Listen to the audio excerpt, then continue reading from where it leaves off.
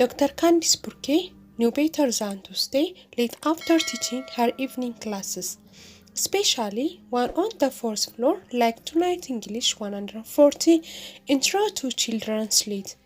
Still, her car was parked right next to the All Humanities building.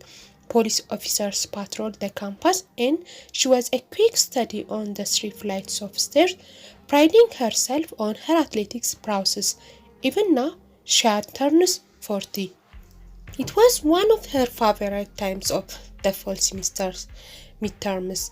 The students were at their best, aiming to earn maximum points and make up for goofing off earlier.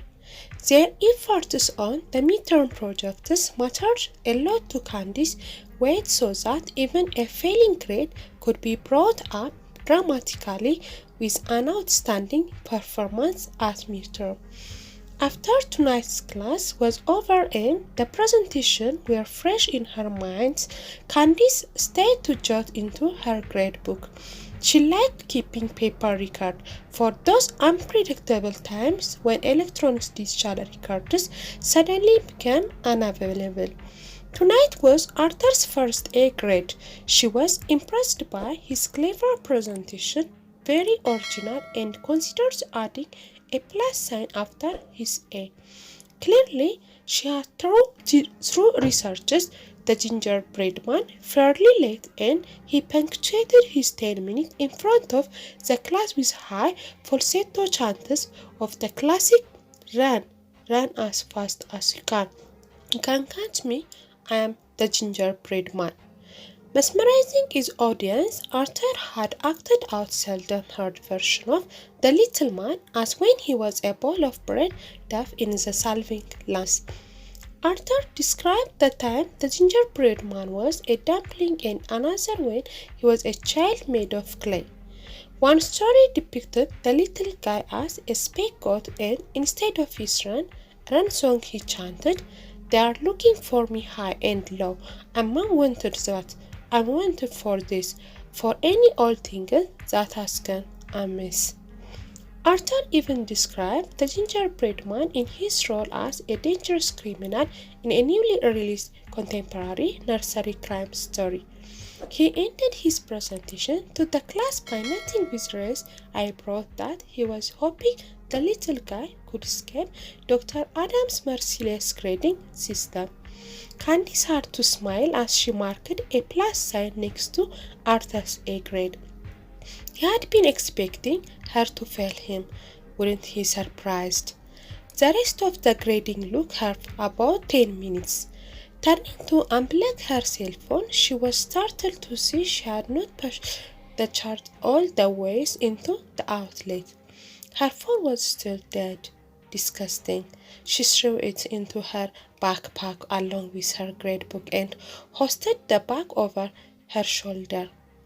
Turning out the light, she left the room, locking it from the outside as the college safety measure required, and she stepped out into the dim hallway. 20 feet down the hallway, the broad old stairwell sturdy enough to last 4 centuries. Hundreds of inch-thick planks ran down the side of the dark flight of steps. Candice had run down these stairs hundreds of times, didn't need to hold on to the thick railing. Straight down to the landing, sharp right, and straight down again. Repeat the ground floor, nothing to it. She had forgotten that this November evening was the first night back to standard time. No more fading light from daylight saving. Tonight, the stairwell shaft received illumination from the single dim light bulb and 1 square-foot window at each landing. No worries, there was that handrail. Candice shifted her backpack so it was more stable against her left shoulder. The moment she reached out her right hand and placed it on the top edge of the blank railing, she heard a voice behind her. A low voice, a deep voice, from somewhere back in the fourth floor hallway behind her. "So, Dr. Candice Burke, may I call you Candy?" the deep voice purred. She took a quick step and another. Her fingertips slightly traced the thick old plank railing. Her back popped against her shoulder. She leaped down the flight of stairs onto the first landing and paused to listen. The voice called, "I'm not made of clay. Stop and listen to me." Her heart is pounding. She jumped down 2 steps at a time.